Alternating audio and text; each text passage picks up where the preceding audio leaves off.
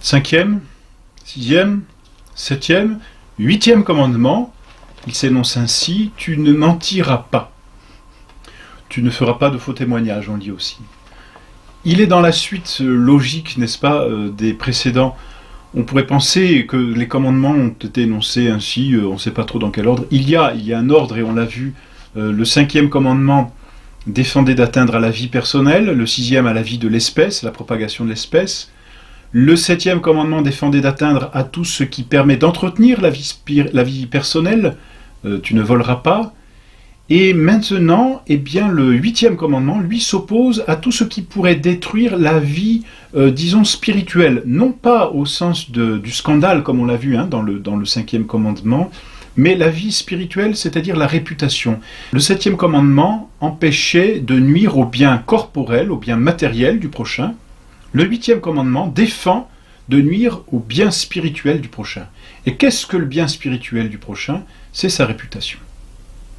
La réputation, d'ailleurs, c'est assez incroyable, et c'est là ce qui prouve que nous sommes aussi des êtres vraiment spirituels. La réputation, nous y tenons, et peut-être même plus qu'à certains biens personnels, à tel point d'ailleurs qu'on est prêt à dépenser de l'argent pour aller au tribunal et voir sa réputation être remise en honneur, naturellement. On tient à sa réputation, et c'est normal, Eh bien, il y a un commandement qui défend qu'on atteigne à notre réputation, mais qui, en même temps, défend d'atteindre, nous, à la réputation du prochain. C'est le huitième commandement. Et en fait, atteindre à la réputation du prochain, c'est aller contre la vérité.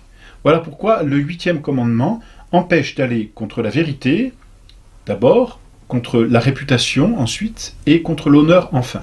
Contre la vérité de façon très générale, contre la réputation, c'est la vérité d'une façon plus particulière, c'est la réputation du prochain.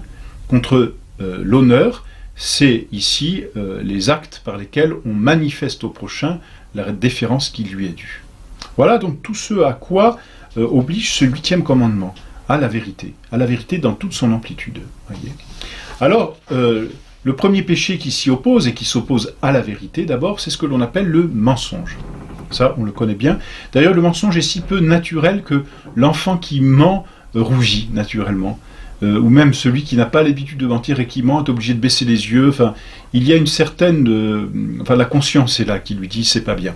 Et oui, c'est naturel, et on est dans les 10 commandements, dans la loi naturelle. Alors le mensonge, qu'est-ce que c'est ? C'est un signe.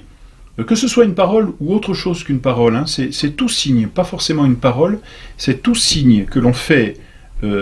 par lequel on fait entendre le contraire de ce que l'on pense avec l'intention de tromper. Donc c'est un signe, ça peut être une parole, mais ça peut être un geste de la tête, ça peut être un geste du corps, c'est un signe, par lequel on manifeste le contraire de ce que l'on pense, donc il y a une inadéquation entre ce que l'on exprime extérieurement et ce que l'on pense intérieurement, et il y a le désir de tromper le prochain. Il y a ces trois choses, n'est-ce pas ? Donc on peut parler contre sa pensée, et en même temps, il faut avoir le dessein de tromper l'adversaire, non, mais tromper le prochain, disons. Tout mensonge est défendu. Tout mensonge. C'est même difficile parce que parfois on croit qu'on ne peut pas faire autrement que de mentir. Eh bien non, il n'est jamais permis de mentir. Ça c'est malheureusement, malheureusement non, mais vous fuirez le mensonge, dit l'Écriture dans l'Exode. Vous perdrez, Seigneur, tous ceux qui profèrent le mensonge. C'est un psaume, c'est le psaume 5 qui énonce cela. C'est Saint Jean qui le rapporte dans son évangile. Notre Seigneur traite le démon de menteur et de père du mensonge. Il a menti à Ève, et c'est par le mensonge que le péché s'est insinué dans le monde. Il n'est donc jamais permis de mentir, jamais. On distingue plusieurs façons de mentir. Il y a ce qu'on appelle le mensonge officieux, dans lequel on propose sa propre utilité ou celle d'autrui. Même ce mensonge officieux n'est pas permis. Saint Augustin dit ceci, « Que l'homme fasse tout ce qu'il peut pour la conservation de la vie de son prochain, mais quand il en sera venu au point de ne pouvoir y contribuer qu'en offensant Dieu, qu'il croit alors qu'il ne lui reste plus rien à faire, puisqu'il voit que ce qui lui reste à faire est une mauvaise action. Donc il vaut mieux se taire. » Le mensonge pernicieux, c'est celui par lequel on cause un véritable dommage au prochain, bien sûr. Le mensonge joyeux, on parle parfois de mensonge joyeux. Le mensonge joyeux, c'est celui qui n'a pour but que l'amusement. Alors, quand il est évident que ce qui est dit est faux, il n'y a pas mensonge, parce qu'il n'y a pas intention de tromper. Quelqu'un qui voit que c'est faux, qui sait naturellement, en réfléchissant un peu, que c'est faux, ou que les circonstances sont telles que, bien sûr, tout le monde sait que c'est faux, il n'y a pas mensonge, puisqu'il n'y a pas, il n'y a pas désir de tromper ici. Il y a divertissement ici, il va y avoir une façon de divertir. Bon, voilà, donc dans ce cas, il n'y a pas mensonge, c'est entendu, parce qu'il n'y a pas tromperie. Avec le mensonge, s'ajoute le parjure. Le parjure, c'est le faux serment. C'est-à-dire, c'est un mensonge dans lequel on prend Dieu à témoin. Et on en a déjà parlé, dans les commandements vis-à-vis de Dieu. C'est toujours aussi un péché grave. Le faux témoignage aussi, c'est une déposition faite en justice contre la vérité. Le faux témoignage est toujours un péché. C'est un péché grave contre la vérité, contre la religion, bien sûr, mais contre la charité, contre la justice vis-à-vis du prochain, c'est évident. Il y a aussi une autre façon de mentir, c'est de paraître tel que l'on n'est pas. C'est ce qu'on appelle l'hypocrisie. Vous voyez les faux dévots qui ont été si bien dépeints par Molière. Le Tartuffe, tout simplement. On affecte des apparences de vertu que l'on n'a pas. Tout ça pour s'attirer l'estime des hommes. C'était assez courant dans la société, au seul reste, vous me direz, chaque fois que l'on veut obtenir un poste, n'est-ce pas, on essaie de bien se faire voir, et il peut souvent y avoir une forme d'hypocrisie. À cette hypocrisie, souvent s'ajoute la flatterie aussi, mais dans le mauvais sens. La vraie flatterie, c'est une louange fausse, ou une louange exagérée, c'est-à-dire une louange qui va contre la vérité. Elle blesse la vérité et elle nourrit l'orgueil. Donc elle peut être cause de péché envers celui que l'on flatte. Donc c'est un péché aussi qui va contre le bien du prochain, qui va contre même sa réputation d'une certaine façon. Voilà. Alors aussi, il y a, dans le même ordre d'idées, avec l'hypocrisie, la jactance, c'est-à-dire s'attribuer, c'est des mensonges par lesquels on s'attribue des choses que l'on n'a pas. Donc ici par parole. L'hypocrisie c'est plutôt par acte, la jactance c'est plutôt par parole. On exagère les biens que l'on a, ou on ment sur les biens que l'on a, et qu'en vérité on n'a pas. Vous voyez, jactance. Bon. Une autre façon de pécher contre la vérité, c'est ce que l'on appelle aussi l'indiscrétion. La manifestation d'une vérité qui est l'objet d'un secret. Ne pas tenir son secret.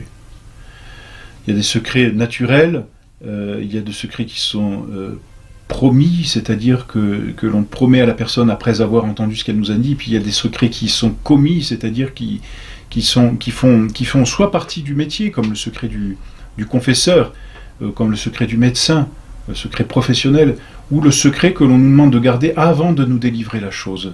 Donc ce qu'on appelle un secret commis. Il y a toujours un péché à aller à l'encontre de ces secrets, c'est-à-dire à révéler à autrui les secrets. Bon. Voilà comment on peut pécher tout simplement contre la vérité. Beaucoup de choses, n'est-ce pas, en vérité. Et puis ensuite, on peut pécher d'une façon plus particulière en s'opposant à la vérité du prochain, c'est-à-dire en péchant contre la réputation d'autrui. Ici, la réputation, c'est, la réputation, c'est la bonne opinion que le public a d'une personne. Voilà, la bonne opinion. Et par nature, toute personne cherche à entretenir sa bonne opinion. Eh bien, aller contre la bonne opinion de quelqu'un, c'est péché. On ne supporterait pas que quelqu'un aille contre la bonne opinion que l'on peut avoir de nous. Eh bien, de la même façon, il est pécamineux et il est grave même de nuire à la bonne réputation, à la bonne opinion que l'on peut et que l'on doit avoir du prochain. La première façon de pécher contre la bonne opinion, c'est par la détractation, c'est-à-dire la diffamation injuste du prochain. Cette diffamation s'exprime d'abord par la calomnie. Et la calomnie est quelque chose d'absolument grave, c'est un péché grave. Pourquoi ? Parce qu'elle consiste à imputer au prochain des fautes, ou des vices, ou des défauts qu'il n'a pas. C'est donc un mensonge. Voyez ? C'est un mensonge qui détracte le prochain, c'est-à-dire qui nuit directement à sa réputation, qui vient la détruire, sans raison, sans cause. C'est un péché grave. Calomnie, donc c'est mentir sur les défauts du prochain. On pourrait traiter de quelqu'un de voleur. Je le connais bien, c'est un voleur. Et c'est un mensonge, parce qu'on sait que c'est pas un voleur, mais par exemple, on ne veut pas qu'il obtienne tel poste, on ne veut pas qu'il fasse telle chose, alors on n'hésite pas à dire un mal faux, calomnie. Calomnie, c'est donc un péché mortel. Et parce que c'est un péché grave et un péché contre la vérité, il y a devoir pour celui qui a calomnié de réparer l'injustice. C'est une injustice. De la même façon que l'on prive quelqu'un d'un bien et qu'il faut le lui rendre, de la même façon, lorsque l'on prive quelqu'un de sa réputation, il faut tout faire pour la lui rendre. On connaît cet exemple, de Saint Philippe Néri. Alors c'était plutôt à propos de la médisance que de la calomnie et de tout ce qui est jactance, mais Saint Philippe Néri demande à une femme qui s'accuse régulièrement de calomnie, mais plutôt de médisance, comme pénitence, il lui dit: vous prendrez un oreiller à plumes, vous l'éventrerez, et puis vous répandrez les plumes tout au dehors. Cette femme, elle se réjouit, c'est une pénitence qui lui paraît douce. Et lorsque, un peu plus tard, elle se confesse à nouveau de ses péchés, le saint lui dit: maintenant vous irez de par la ville reprendre toutes les plumes que vous avez volées, que vous avez, répandues. Et elle lui dit: c'est impossible. Et Saint Philippe lui dit: eh bien, voyez que lorsque vous pratiquez la médisance ou la calomnie, ensuite elle se répand d'une façon telle que réparer une calomnie, c'est quelque chose de difficile, très difficile, sinon même impossible. Donc là, soyons très prudents dans les paroles, n'est-ce pas? Alors, à la calomnie s'ajoute aussi, contre la réputation du prochain, ce que l'on appelle la médisance. Et là, le mot le dit bien: médire, dire mal, mal dire, maudire aussi. La médisance consiste à révéler un défaut caché ou une faute secrète du prochain. Donc ce n'est plus un mensonge. Le mal ou le défaut existe vraiment, mais il est caché. Et la médisance consiste à le révéler, ce qui est une façon de nuire au prochain. Voyez. Donc dire à voix haute, dire de façon publique des défauts qui seraient purement cachés, ou des défauts qui seraient juste cachés dans une famille, ou qui ne seraient pas connus, c'est ce que l'on appelle un péché de médisance. On dit le mal. Et là aussi, il faudrait essayer de réparer la médisance, ce qui est bien difficile. Non pas en se rétractant, parce qu'il n'y a pas de mensonge à proprement dit, mais réparer les dommages occasionnés par la médisance. Il peut y avoir des dommages même dans l'ordre civil, dans l'ordre politique. Et il faudrait essayer de réparer. C'est délicat, vous voyez, les péchés de langue, Saint Jacques dit bien, la langue c'est peut-être le plus petit organe que l'on a, mais c'est certainement l'un de ceux qui causent le plus de ravages possible. Péché de langue. Autre façon, c'est de nuire à la réputation du prochain, c'est ce que l'on appelle le jugement téméraire. Le jugement téméraire, c'est un acte par lequel notre esprit, avec trop peu d'indices pour conclure, condamne le prochain. Voyez. On a un soupçon, on a des indices, mais on n'en a pas assez pour poser un jugement. Donc, c'est pas encore un mensonge parce qu'il n'y a pas de certitude, mais c'est pas non plus une médisance. Vous voyez, c'est entre la calomnie et la médisance, ce qu'on appelle le jugement téméraire. Sur un manque de preuves, on dit du mal du prochain. Là encore, on nuit à la bonne réputation. Voilà. Jugement téméraire. Et enfin, ce commandement, le 8e commandement, proscrit tout ce qui va contre l'honneur du prochain. Non seulement contre la réputation, mais contre l'honneur, c'est-à-dire contre la déférence que l'on doit au prochain. Bon, ce sont toutes les injures. Les injures que l'on peut proférer par des paroles, bien sûr, et injures que l'on peut proférer aussi par des actes, quand on ne rend pas l'honneur qui est dû à quelqu'un. Voyez. Eh bien, c'est une façon d'injurier la personne, c'est une façon de ne pas respecter l'honneur qui lui est dû, quel que soit cet honneur, et donc, naturellement, il faudrait aussi réparer ces injures. Voilà donc pour ce 8e commandement, qui est un peu plus abstrait, n'est-ce pas? Autant le 7e commandement, disons, était plus concret parce qu'il avait pour objet les choses matérielles, mais ici, le 8e commandement a pour objet les choses spirituelles, le bien spirituel, la réputation. Eh bien, tout ce qui peut nuire à la réputation et à la vérité est proscrit par ce 8e commandement.